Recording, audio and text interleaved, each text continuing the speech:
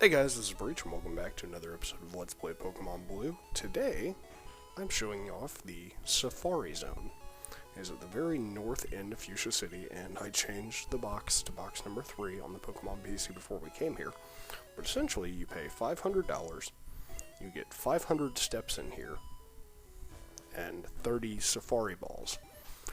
And it's a really interesting and unique way to catch Pokemon. Again, you only encounter them in the wild, or in the tall grass. Off screen, I also picked up the Super Rod. You pick that up off of Fisherman over on the platforms east of Fuchsia City. And you can use that in here to fish to your heart's content without taking any steps. Since it's a step counter that measures the amount of time you can do in here, that will control how long you can be in here. So if you don't take any steps, you can essentially be in here all you want, or until you run out of Safari Balls. Now, using the Super Rod, there's a Pokemon you can catch here that otherwise you have to buy from the casino. And it's not this Psyduck that we went ahead and caught just so we can have him knocked out for later. If you don't catch him here, you have to fish him up either somewhere else or run into him in the Seafoam Islands later in the game. But you'll see, we stay at 484 on the step counter there, despite the fact that we've taken 3 attempts now at running into wild Pokemon without really having to do anything. Caught us a Psyduck, and if we keep using a Super Rod here, I'm going to go over here just because superstition. I mean, it's completely random. Well, not random, but it's RNG based whether or not you get a bite. But, you know, sometimes you feel better in one spot over another. And that wasn't our spot either, so we'll try here. I'm looking for... well, I'll move on. There's a Pokemon, Dratini, that you can catch in the water here. That, if you don't catch it in the Safari Zone, you have to buy it from the casino. And I really want to catch it. This fishing part is just... it's frustrating that you can just get not even a nibble.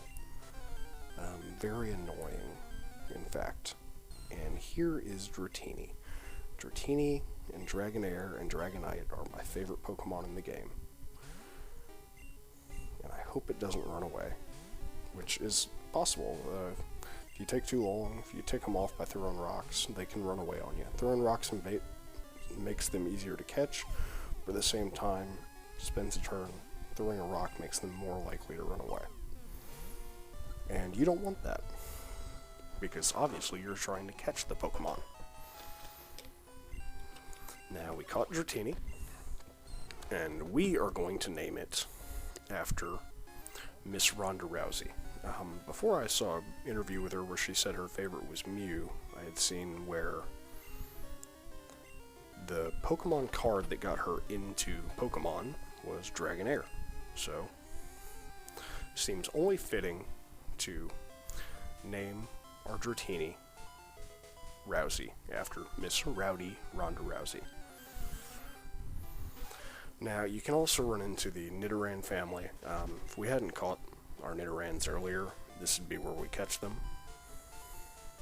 So, there's kind of a mini game to the Safari Zone, kind of a required element to it.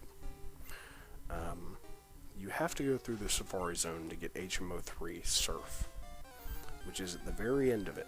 You get to the last house in the Safari Zone, the guy gives you HM03. You can't use it yet, because you have to beat the Fuchsia Gym in order to be able to use it in and out of battle. But, this is how you get it.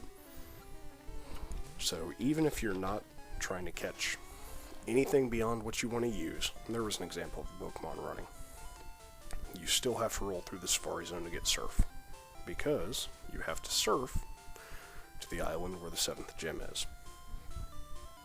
Now, as this was my first romp through the Safari Zone since I was a child, I lose my way and we lose a lot of precious steps. Another thing about the Safari Zone is that there are 3 1% chance encounters here.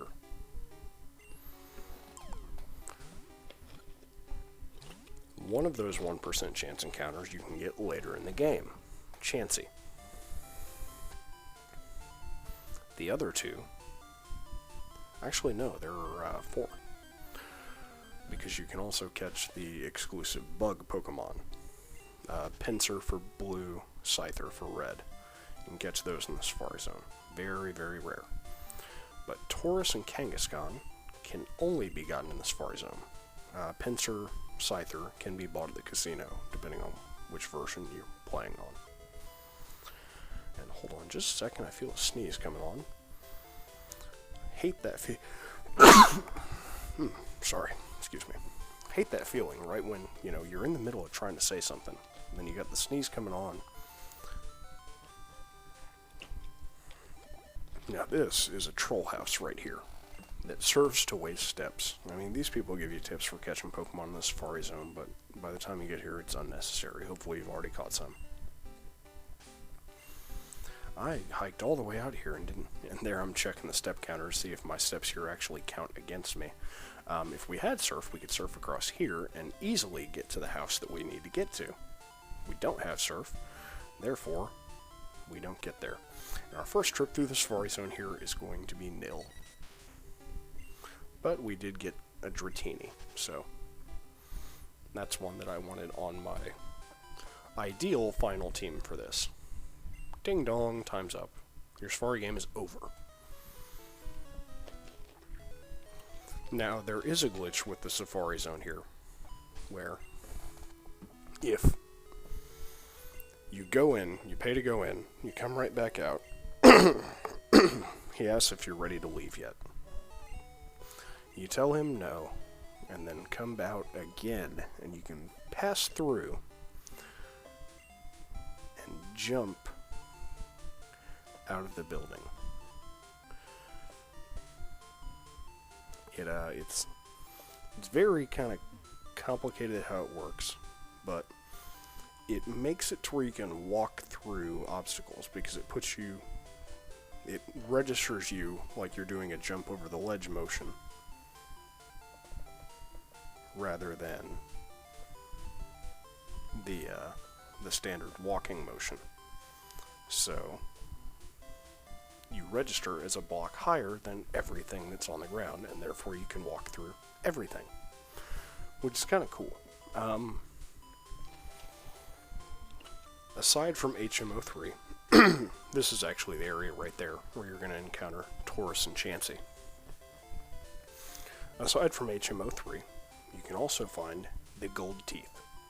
The Gold Teeth are how you get HM04, because the Warden, back in Fuchsia City over in his own little house, lost his gold teeth in the Safari Zone. Now this is how you get to the house, where you get HM03. First person to reach the secret house. I was getting nowhere, worried no one will win our campaign prize. HM03. Surf. Now, we're going to spend the rest of our time here just kind of cycling around. I'm going to off-screen catch the 1% chance Pokemon, because it is very, very, very frustrating to run into them. And I like to just go in the corners of this area. Sorry. You can control your steps really well. And hold on. Okay. You can control your steps and make sure you're not overstepping. You can basically just run back and forth in the grass if you want to. It doesn't really matter. Execute, another one that you're going to have to get in the Safari Zone, but he's a really common encounter. Pretty easy catch rate and doesn't run away too often. We had one run away from us earlier, but, I mean, you're going to run into enough of them that it doesn't matter. You evolve him into Exeggutor with the Leaf Stone, which I'll show off later in the game during our montage at the end. But we catch an Execute right here. Now, if our rival hadn't started with Venusaur, this would be the grass Pokemon he would have. Now, Exeggutor is a grass psychic type, so you're going to have to plan your strengths and weaknesses accordingly for him.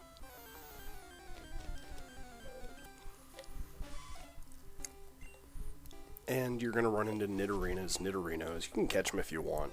We're going to rare candy glitch our, or missing no rare candy underflow glitch our Nidorans that we caught earlier, so we don't really need Nidorino, Nidorina.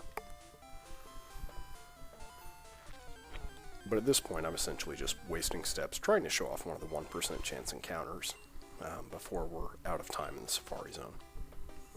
Because we got what we came here for. At this point in the game, yes, we are trying to catch Pokemon to make the late game easier on us, but we don't really have to. We have what we got to progress the story. Rhyhorn, you saw him whenever we ran into him against Giovanni. Rock ground type. Pretty high defense, special defense, but he evolves super late into Rhydon, so I don't use him too often, but you can. And hopefully, I can't remember if we run into a Chansey in here or not. Whenever you first enter the Safari Zone, turn to the right, and the next area you run into there, that's where you'll be able to run into Kangaskhan, who is also a 1% chance encounter. The most frustrating part about the Safari Zone here is the 1% chance encounters also have super high escape from the Pokeball rates. If you throw a rock or a bait, they also like to run away very fast. So you can spend hours and hours and lots of money just trying to catch the 1% encounter rate Pokemon that you have to catch here. I got super lucky with this, with the Tauros and Kangaskhan off screen, but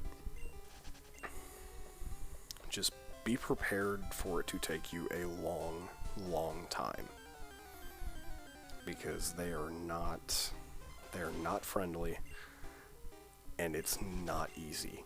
I know later games have the bug catching contest, things like that, where you can catch a Scyther for super points and everything.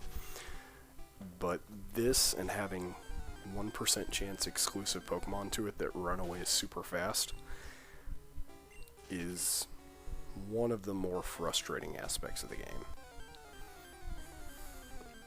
There's a Chansey. I think this one runs away on us. I mean, the Chansey, if the Pokeball even closes, you know you've caught it. But most of your balls are just going to miss completely. Wild Chansey's eating. Wild Chansey is eating. I threw a rock. Wild Chansey is angry. Wild Chansey ran. So, yeah. The 1% chance encounters love to run on you. If you guys are watching my series, be sure to check out Roshank Redemption's series. He's doing a Platinum Slacklock run-through, which is a really nifty challenge. Roshank Redemption is his name again. And I've been watching that and really enjoying it. Gen 4 is the one that I missed out on. But thank you guys for watching. If you've enjoyed the video, I'd appreciate a comment letting me know what you did or didn't like. A like or a dislike rating. Again, this has been Breach. Follow me on Twitter at twitter.com/element_breach, and hope you have a great day. Thanks.